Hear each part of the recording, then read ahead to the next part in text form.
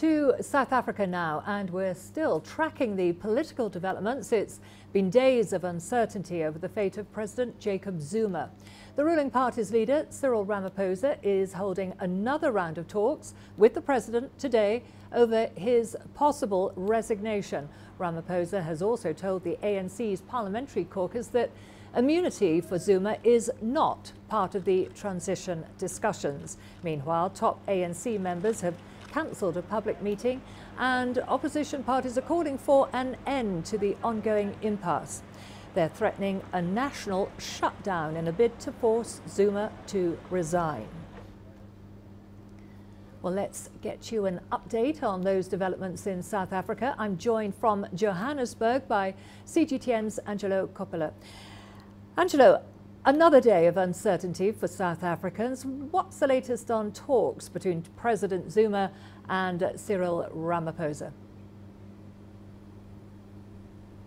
Well, that anxiety and uncertainty continues. Outsiders are now suggesting that it appears as if the ANC are scrambling. We know that Ramaphosa has cleared his diary yesterday to deal with those discussions with Mr. Zuma. It's unclear if there's been another meeting since that Tuesday engagement that they've talked about. That's because we've been getting no feedback from the ANC just yet. We do understand now that there is a meeting that will take place between the two parties on Saturday, and it's expected to be in Gauteng. We're also waiting for confirmation and clarification about whether the top six, that's the senior leadership grouping within the ANC, will be joining Ramaphosa in his meeting or not. Mr. Zuma, of course, is keeping his cards quite close to his chest and is still not saying anything publicly at this stage.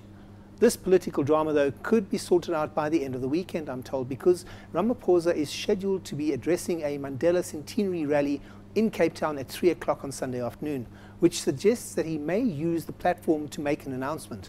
That's assuming, of course, that his appearance won't be cancelled at the very last minute. Karen?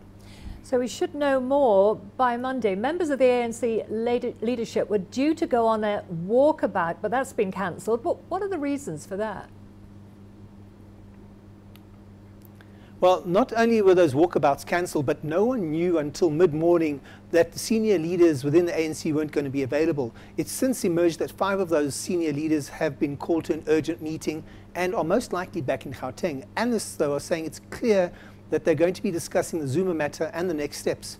It's been suggested also that it points to a showdown between the ANC and Mr. Zuma, which coincidentally is the deadline, which is Sunday, that's been set by the opposition parties because they've threatened to take some action if they haven't got a decision by Sunday night. Karen? And what can you tell us about the opposition calling for an end to the impasse? What actually do they want?